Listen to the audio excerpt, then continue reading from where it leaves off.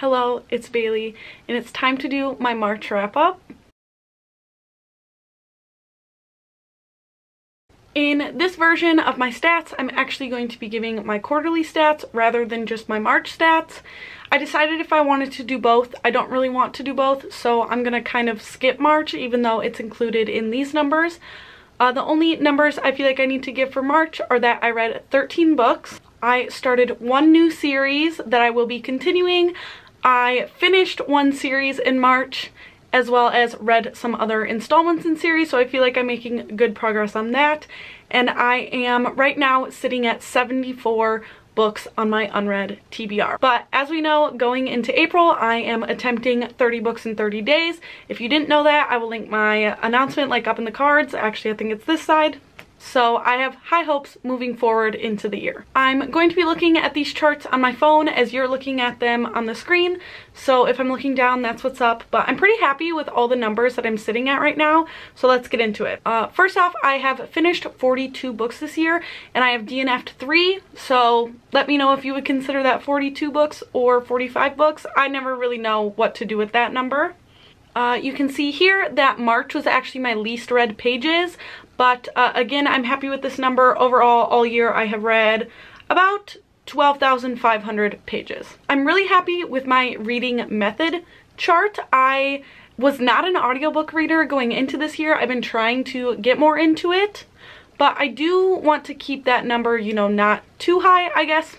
So I've been aiming to be right at that 20% mark, and that's exactly what I'm at. With my ebooks just a little bit higher than that, and then mostly physical books. I would like the physical books portion to be a little bit bigger, as that's my main goal for the year, is getting my physical TBR down to 10. My genres are about what is expected. I have predominantly romance with 37.8%, and then fantasy, mystery, horror, and contemporary pretty close behind there. The length of books here is something I don't really care that much about, but I think this chart is a little bit interesting, so I'm just gonna throw it in here.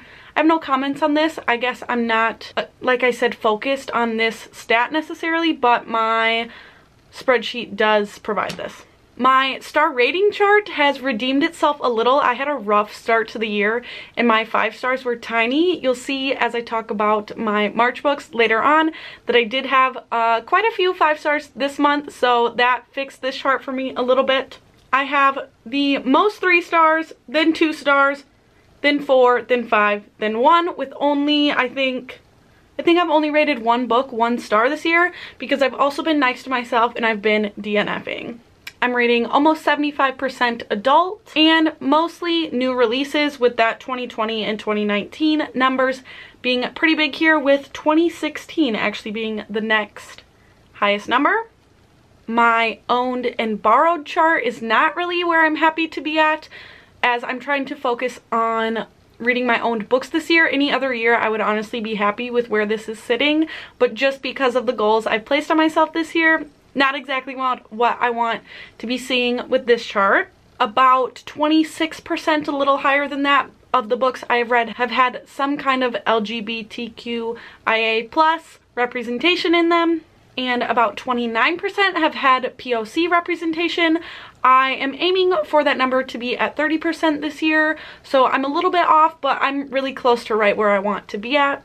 About 9% of my reading has been rereads. I have a pretty close split between series and standalones this year, and I'm reading majority women authors still. So those are kind of the stats that I've been showing month to month, that the spreadsheet I use, which is the Call Pile spreadsheet created by G from Book Roast, and I will link that down below. It's a really great tool and I've been enjoying tracking all of these stats, so definitely check that out if any of these charts and things are something you're interested in. Other than that, I'm just gonna jump in and talk about the books that I read in March. I'm gonna start with my 2 DNFs, one of which was One Good Deed by David Baldassi. I DNF'd this because I thought it was very kind of sexist. I was interested in the mystery, but I honestly was just over it. I have enjoyed David Baldassi's writing style in the past, but I think just this one was not for me. I probably will try this author again. And I also DNF'd A Torch Against the Night by Sabaa Tahir, and that one was mostly because I was bored. Fantasy is not what I've been in the mood for. I said after reading the first one that what I was really looking for was for the world to expand as the series went on. Well, I do think it was going somewhere. I honestly was just bored out of my mind, so I set that aside. I had no 1-star books in March, which is great, but I did have two 2-star books, first of which is In the Woods by Tana French. This was the Shelf This book club pick for the month, which I actually picked, and yeah, I gave this 2 stars. I thought it was way too long, again, really boring, and just I didn't like where it ended. I think there was a lot of stuff unresolved, and it was just, quite frankly, way too long. That's just my personal taste too. I know a few of the other people who read it alongside me actually did enjoy it. I don't think anybody said they would continue the series, but there were some 4 stars in that group, so maybe don't completely take my word for that one. And then my other 2-star was Every Last Word by Tamara Ireland Stone. This was kind of a mental health centered book, and I didn't like what ended up happening here. This does follow like a slam poetry group, not really slam poetry, just poetry in general group in high school, and that's again just not something I'm interested in either. So while I did think the story was okay throughout the reading experience, I didn't like the ending, and there was just aspects I didn't care about. I had 3 3-star books, first of which being Case of a Demon King by Kresley Cole. I would say overall I'm enjoying this series. The books have been hit or miss. This 3-star I would consider a hit, so I don't really know what to tell you with this series. It's a paranormal romance series, and each book follows a couple from 2 like different species, be it demons, vampires, werewolves, ghosts, witches. It's that kind of thing, and it's always like an interspecies relationship. At least so far it has been that. I think they all are that. And yeah, I don't have much to say about this series. Honestly, I would recommend it if it's something you think you'd be into. It is very sex heavy, just so you know. Then I listened to on audiobook A Sweet Mess by JC Lee. I decided to read/listen to this because it was the book Boyfriends Are Better, I think that's the name of the book club, one of their picks for the month, so I did participate in that discussion as well. And like I said, I gave this 3 stars. I really enjoyed the writing. It was like a sexy book once again, but there's something that happens in this book that I don't consider a spoiler, but I will just warn you for like the next 30 seconds, maybe skip ahead. I'm going to talk about just a specific plot point, which again, I said I don't consider a spoiler, but some people probably could, and that is this book has accidental pregnancy. And it is something that I don't think that the characters would have actually ended up together if that wasn't the case. So as much as I was enjoying it, as soon as that aspect came into play, I was out. I was over it.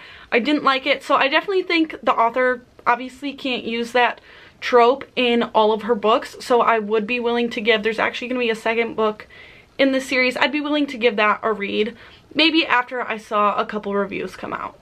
And then my last one at 3 stars was Saga Volume 3. The same trend is happening as the first time when I read these. This was a reread for me. I've previously read up to Volume 4. That 1 and 2 were really high, and this one did dip for me. We're starting to follow a lot of timelines, and there's just a couple I'm not that interested in. But I'm going to continue up to Volume 5 because that's what I own. So we'll see how this goes as I keep going.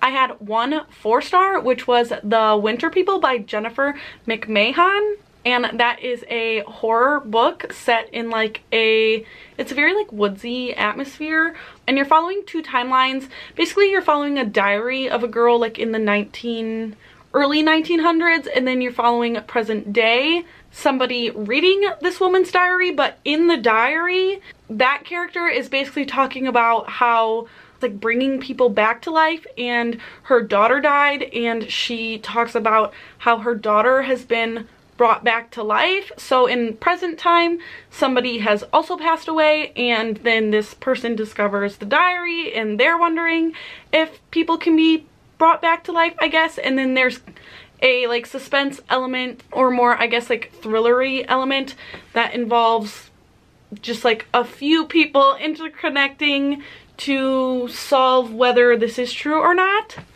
That was a terrible description. I don't know how else to describe this book. It's a horror. It was really good. It was creepy. And yeah, you should check it out and definitely read it. I would recommend it. I gave it 4 stars. I feel like it's something you can't describe that well because anything could be spoilery or I feel like ruin the atmosphere or experience. So maybe just jump into it on my recommendation. But then I actually had 5 5-star books, which I'm very happy about. And so let's get into them. First is Act Your Age Eve Brown by Talia Hibbert. I was very happy to enjoy this that much because Chloe Brown and Danny Brown were just like okay to me. I enjoyed both, but neither of them were going to become my all-time favorite book. So this one is like my 5 stars of the series. This one worked for me the most. I'm getting kind of orange. The sun is going down as we speak.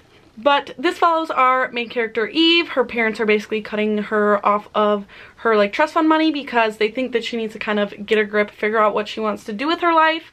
So they're cutting her off for a little while in hopes that she will find a job and find a passion and maybe settle down a little bit. So as that happens, she stumbles upon this bed and breakfast and kind of like on the spot interviews. The guy who owns the bed and breakfast doesn't want to hire her, or he doesn't really want to have to hire her, but he really does need her. So she ends up working at the bed and breakfast, and it is a romance between her and her boss essentially, but also the male love interest Jacob is on the spectrum. So I thought that was a really interesting element to this book, and this was very swoon-worthy to me. My next 2 books are rated so high basically because they were both huge surprises to me. And so the first is The New Husband by DJ Palmer. I landed on this in one of my spinner wheel videos this month, my own TBR spinner wheel video, and I was kind of disappointed to spin it. This is something I stated that I probably never should have bought. I never knew what it was. I bought it thinking that it was going to be nominated for awards. It wasn't. And so when I spun it, I was just like, I don't know about this one, but I'll give it a shot, thinking I was going to DNF it. That's not the case. Slight angle change, my SD card was full. But this was a 5-star for me, and this follows the premise of our main character has a husband who goes missing. Essentially, his boat is found like all bloody, but his body is never found. His boat is found with the dog on it, which I love dogs so much. But after his disappearance, his wife actually moves on fairly fast, and she's now dating this new guy who is a middle school teacher. She also has a middle school age daughter, and we follow the daughter's perspective for some of this actually. And usually I don't like children in thrillers, but it was okay to me in this one. But this new guy she is seeing is really suspicious. You can tell from the beginning he's not a good guy. Her kids don't like him, and there's just some weird stuff going on. And as the story progresses, I was scared. Like, this one is the first thriller that scared me in quite a while, and like the climax scene at the end really had me on edge. So if you enjoy a good thrill, if you like thrillers, I would definitely recommend this one. I wish the cover wasn't this ugly, but not much I can do about it. The next one that was also surprising to me was Never Seduce a Scot by Maya Banks. I have been loving historical romance, but I kind of forgot what the premise of this was or why I ever added it to my TBR in the first place as well.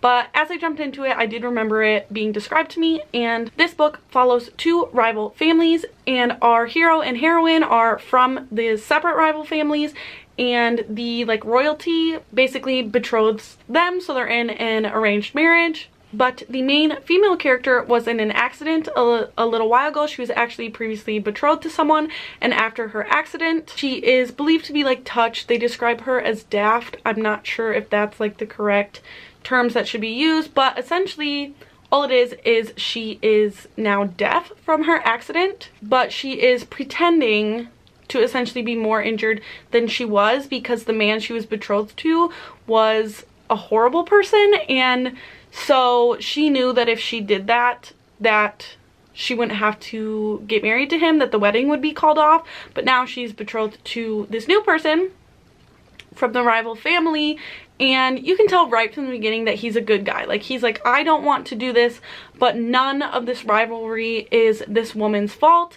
And she kind of sees going off to his land and marrying him as a way to get away and not have to pretend anymore. And this is definitely a cinnamon roll hero. I love this so much, and I love the relationship between our heroine and our hero's sister throughout this. So I love this a whole lot. Then I have Daisy Jones and the Six by Taylor Jenkins Reid. This one kind of caught me off guard as well because I've heard not so great things about this. This is definitely a runner-up on BookTube to The Seven Husbands of Evelyn Hugo, and I don't think that at all. I think both stand just as good for me, but I can see why this wouldn't be for some people. I do want to give trigger warnings for this book for heavy drug use as well as abortion. But this follows a 70s rock band, and it is written in interview style, and it really just follows throughout the band's history, like the band forming, as they're gaining in popularity, like kind of after the band has had all their success and all the struggles through their journey to success. And I don't really know how else to describe this. I also said in my vlog that included this, that this is something where you are sometimes rooting for certain characters to do things that you know could hurt other characters that you're also rooting for. So it's like hard to, like, what do you want people to do? Everyone can't be happy in the end. But yeah, this one was very good, and if you are looking to get into Taylor Jenkins Reid, I think you can start with this one. If you have liked any of her other stuff, I think you should definitely pick this one up. And the highest rated book I actually read this month, or I actually listened to it on audiobook, was Push Out: The Criminalization of Black Girls in Schools. And I think this is one of the best nonfiction I've listened to in quite a while. I think it is presented in a very informational way while also being, you know, an easy listen and very comprehensible.